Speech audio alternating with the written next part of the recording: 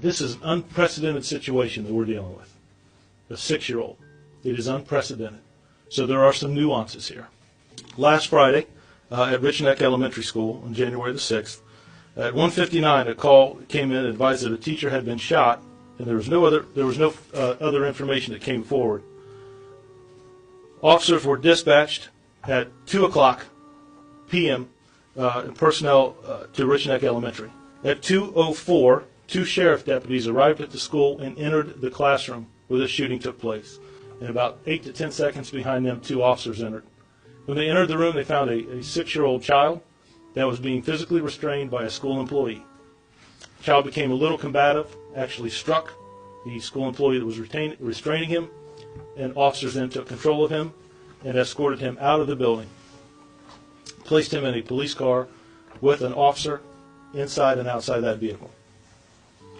Once that had occurred, there was a systematic evacuation of rooms and hallways for safety. So we still weren't sure exactly what all we had at that point. Once the building was safe, forensics entered the classroom and processed the crime scene. I want to share with you what we recovered there. 1 spent shell casing, a backpack, a cell phone, and a 9mm Taurus firearm was recovered. The firearm was recovered close to the student's desk where the shooting occurred. Mrs. Zwerner was providing class instruction. The 6-year-old child displayed a firearm, pointed it at her, and fired 1 round. There was no physical struggle or fight. She was providing instruction to her class. There was 1 round fired. Abigail took a defensive position, and what I'm sharing with you is because she has allowed me to share it. She took a defensive position where she raised her hand. The round went through her hand, exited the rear of her hand, and into her upper chest. And that's as far as I'm going to go with that. I'm not a physician, and the complications there, but that was the injury. She leaned back and took that round. She suffered a gunshot wound, but she was still able to get all of her students out of that classroom.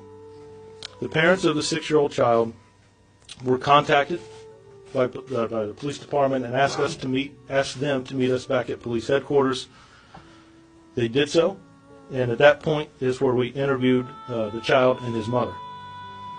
We determined that the firearm was in the residence where they lived, and the child had obtained that firearm, placed it in his backpack, and brought it to school. He was brought to school that day by his mother later that morning. And it was determined we wanted to know about that firearm. It's one of the things that we did in our press conference. There was one of the questions I had. Where did that firearm come from? The firearm was legally purchased by the child's mother out of York County.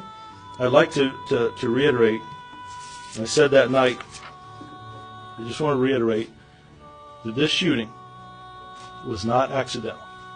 It was intentional.